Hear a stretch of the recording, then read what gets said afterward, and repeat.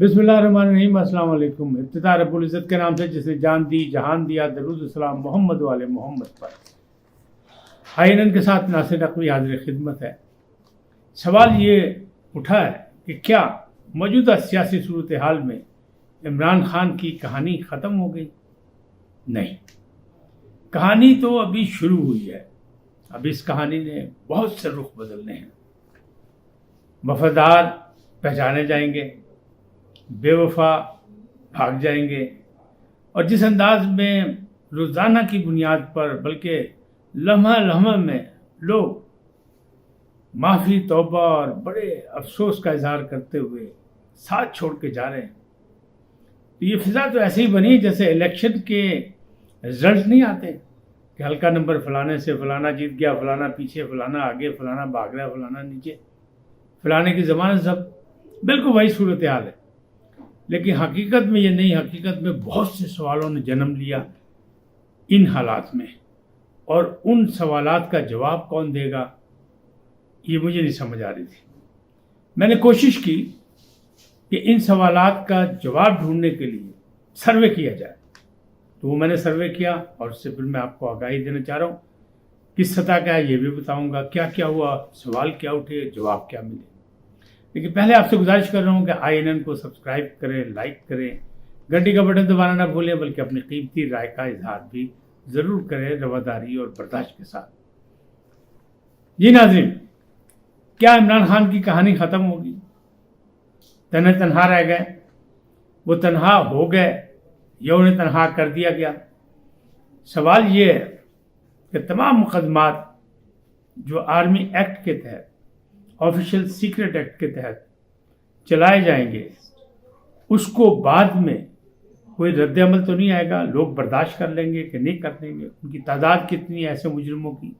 तो आज वज़ीर दाखिला ने बड़ी वजाहत की, एक इबहम को ख़त्म करने की कोशिश की। अब उससे इबहम मज़ीद बढ़ गए या घट गए ये तो अलग बात है, ये तो आप बताएंगे। उन्होंने कहा कि सिर्फ वो लोग, जैसे कि पंजाब में 19 लोग हैं, KPK में 5 लोग हैं, जिन्होंने आर्मी तंजीबात पर हमला किया या जो उसके मास्टरमाइंड थे, सिर्फ उनके आर्मी एक्ट के तहत मुकदमात चलेंगे। और ये कोई नया आइन नहीं है, ये 1952 का एक्ट है और ये चल रहा है। और इमरान खान के दौर में भी इस पर मुकदमे चलाए जा चुके, फैसले हो चुके हैं। बार अब एक बात तो उन्होंने ये की कि सबको नहीं, दूसरी तरफ से उनकी बातों से ये लग रहा था कि जैसे बाकी जो छोटे छोटे जुर्म वाले जो लोग हैं उनके आहिस्ता आहिस्ता उनकी रियायत मिलेगी।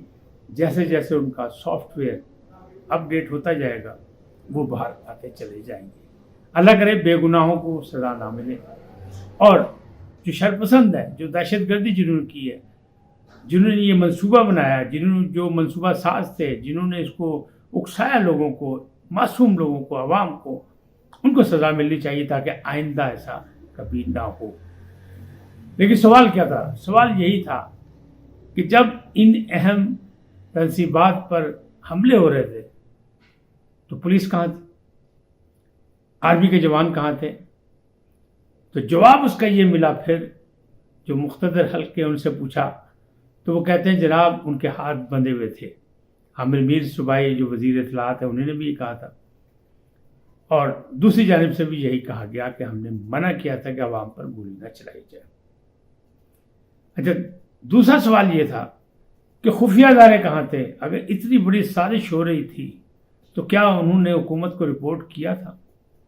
फिर किसने कोताही की? तो उसका जवाब भी था कि जनाब रिपोर्ट थी, इंतजामात थे, सोचा जा रहा था, लेकिन हम ये सोच रहे थे कि शायद इस हद तक ये लोग ना जाएं। ये क्या बात हुई?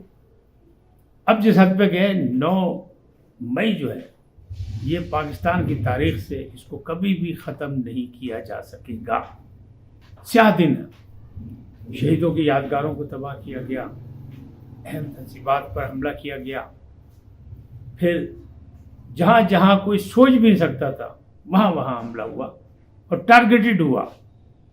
राना सनाउल्लाह कहते हैं कि इमरान खान भी इसी टारगेट में आएंगे क्योंकि वो मनसूबा साज हैं और मुख्तलिफ शवाहिद मौजूद हैं, लिहाजा आर्मी एक्ट के तहत उन पर भी मुकदमा चलेगा।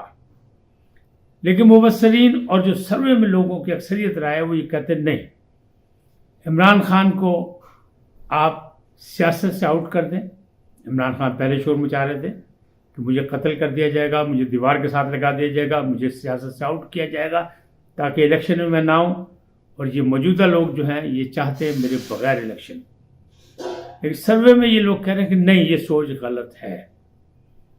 عمران خان ایک سوچ ہے اور سوچ کو ختم نہیں کیا جا سکتا۔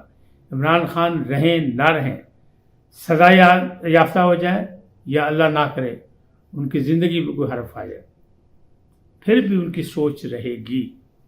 اب ایک اور سوال بھی تھا میرا کہ میں نے یہ پوچھا کہ جو نوجوان عمران خان کے ساتھ تھے ان کا کیا بنے گا، اب وہ کدھر جائیں گے؟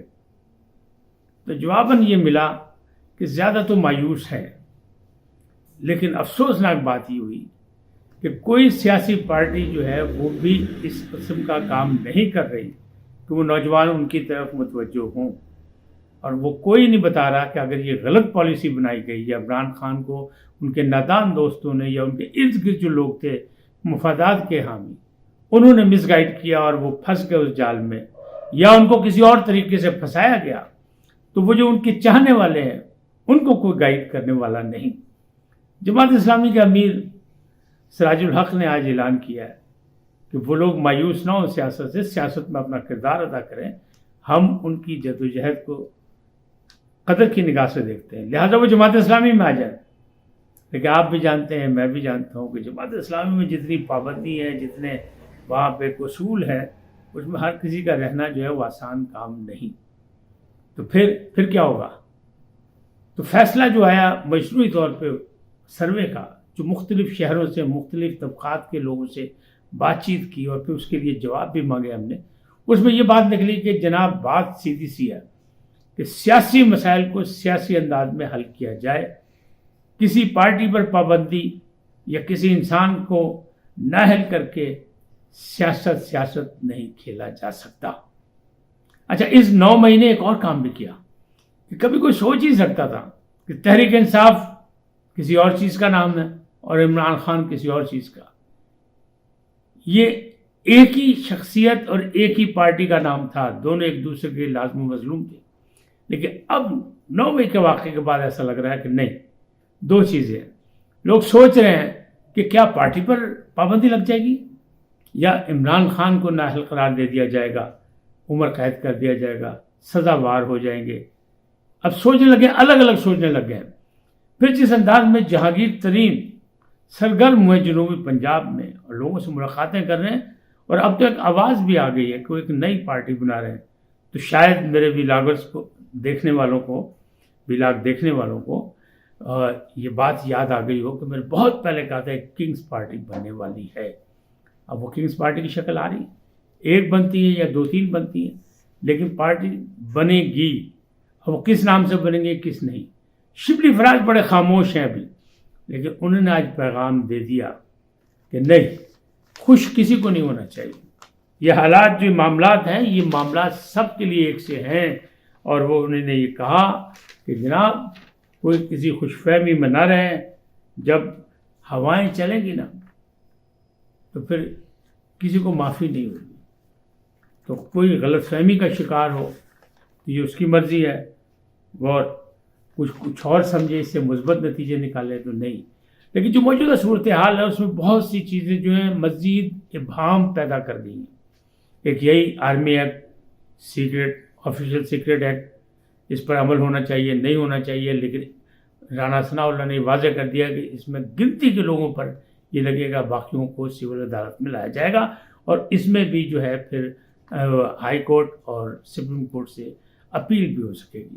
بہرحال ہونا ایسا چاہیے جس سے کوئی مثبت راستے نکلیں، سیاست کے بھی اور قوم کے اور کارکنوں کے، سیاسی کارکنوں کو بھی، کیونکہ جدوجہد جو ہے وہ جاری رہنی چاہیے، سیاست رہنی چاہیے۔ اگر پارلیمانی نظام چاہیے، اگر پارلیمانی نظام نہیں چاہیے تو پھر ایک الگ بات ہے، پھر فیصلہ کرنا پڑے گا تمام سیاسی پارٹیوں کو پھر کون سا نظام چاہیے۔ اب جس انداز میں مختلف ادارے قومی آپس میں جھگڑ رہے ہیں اور دست و گریبان ہیں، اس سے یہی ہو رہا ہے کہ صرف یہ تلوار ایک پہ نہیں چلے۔ یہ معاملات جس طرح لوگ چھوڑ کے بھاگ رہے ہیں عمران خان کو، تو اس کی اصل وجوہات کیا ہے؟ لوگ تو یہ بھی جاننا چاہتے ہیں کہ آخر ایسی کیا وجہ ہے کہ قید سے رہائی کے فوراً بعد یہ کہا جا رہا ہے کہ جناب میرا ان سے کوئی تعلق نہیں، بڑا غلط ہو گیا، ہم مذمت کرتے ہیں 9 مئی کی، تو یہ قید سے ہی پیغام کیوں نہیں دے دیا گیا؟ اتنی ضروری پریس کانفرنس کیوں ہو رہی ہیں؟ اس پر بھی ایک سوالیہ نشان ہے۔ تو معاملات ابھی سدھرنے کی طرف نہیں جا رہے ہیں، معاملات گڑبڑ ہیں، اللہ کرے بہتر ہو جائے۔